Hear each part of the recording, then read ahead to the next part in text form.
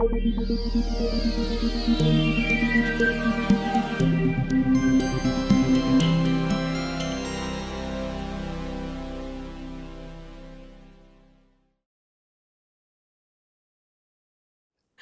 hi, I'm Kelly Meissner, and I'm here from Parents Place of Maryland. We are the Parent Training and Information Center for the state of Maryland, and we're also the Family to Family Health Information Center, which really puts together a lot of resources and supports for families, both on the special education side as well as the health side of having a child with a special health care need or disability. And to tell you a little bit about me, my I was a special education teacher before I had kids of my own, and I have now 4 children. My second daughter was born with pretty significant disabilities. We didn't know at the time, but when she was about 4 months old, she started to have seizures, and that led to more and more diagnoses. So she has cerebral palsy, and as now that she's older, is starting to have a lot more health issues.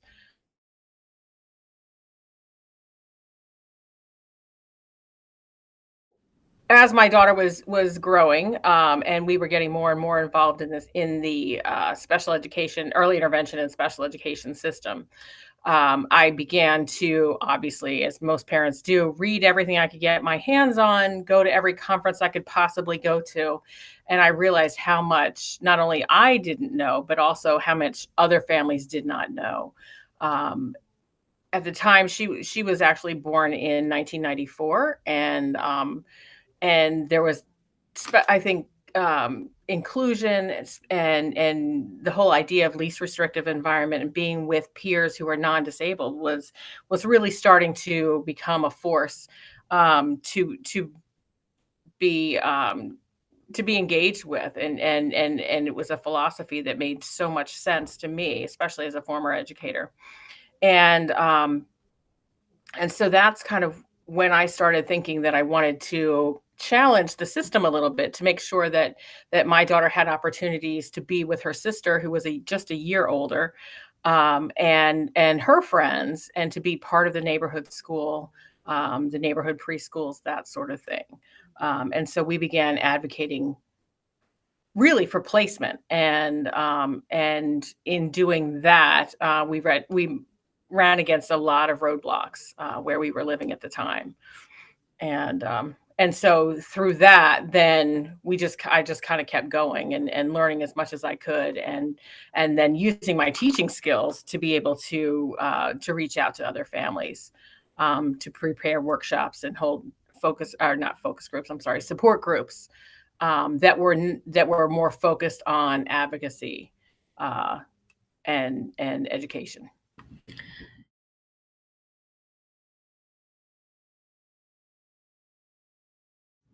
Sure.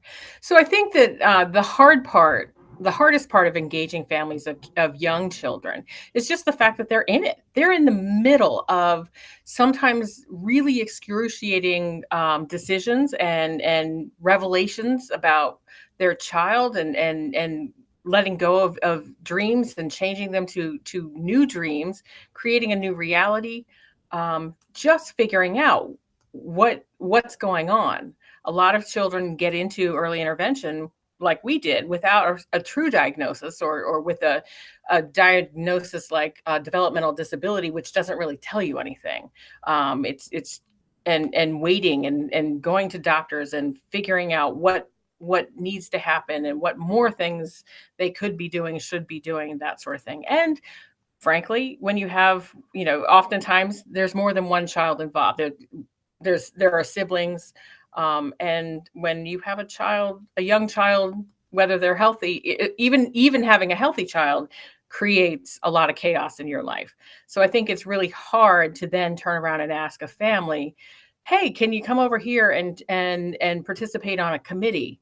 Um, Especially a committee that meets at the most inconvenient times for families, that probably requires travel, and then parking.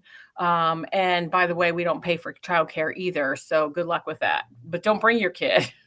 That's a lot to ask of a family who's just trying to figure things out for themselves.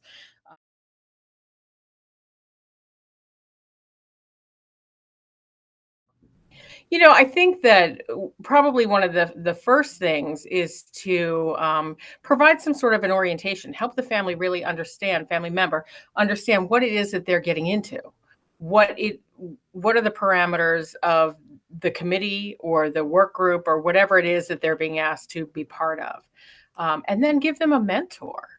Help them to figure out whether someone else on the committee that they can turn to and just say, what does that acronym mean?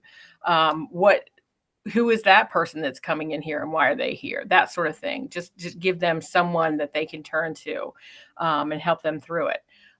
We feel strongly that parents shouldn't be, um, that nobody should be the only parent on a committee, that really there should be at least a pair, so that they can support each other in the process. Ideally, someone who's might have been there for a little bit longer so that they have a sense of what's going on and can help with that mentoring as well.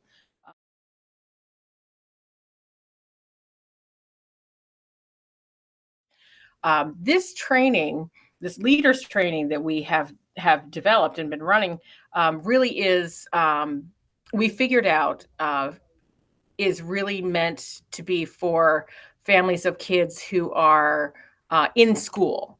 Um, because what we were finding is that when we had families of young children who need to know about the law, what was happening is they were getting very upset. They were kind of getting scared by the war stories that so many of the families that were part of participating that were older had. And so we decided that we really needed to limit participation to school age, so 6 to 21 for that group.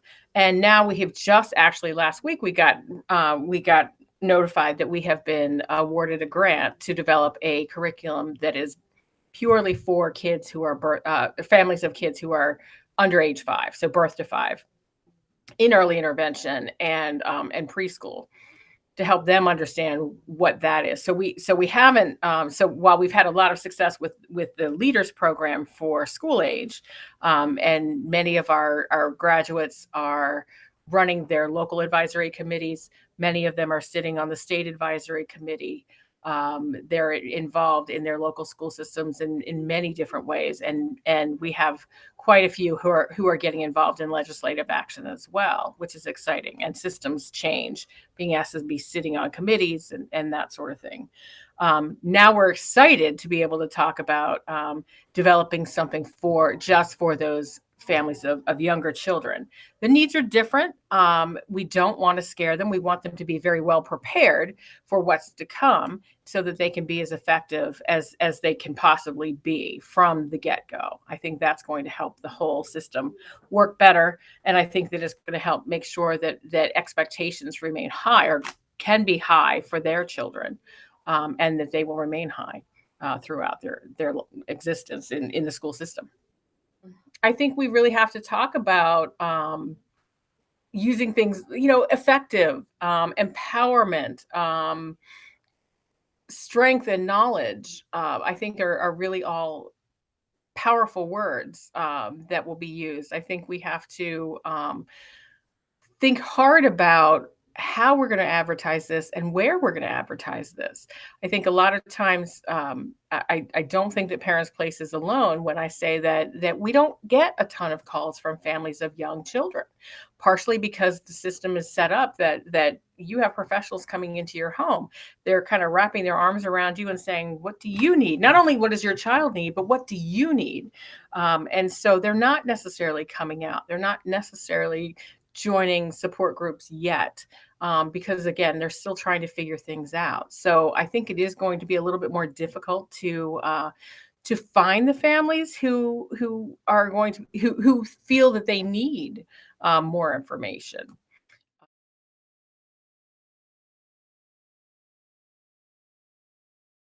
in trying to figure out how to reach out to or how to improve the systems. I think it's good to also not just have the families who are currently in it, but also to be recruiting families who have just left the system. They're the ones who kind of have a sense of ability to look back and go, "Oh, I wish I had known this," or "Oh, now that I know what I what would have made life better. Now they have the ability to be able to advocate a little bit more for change for families, and they're a little bit more removed. But the hard part is we want to make sure that we're not getting so far removed that we have parents of teenagers sitting on committees that are advising around young children early intervention.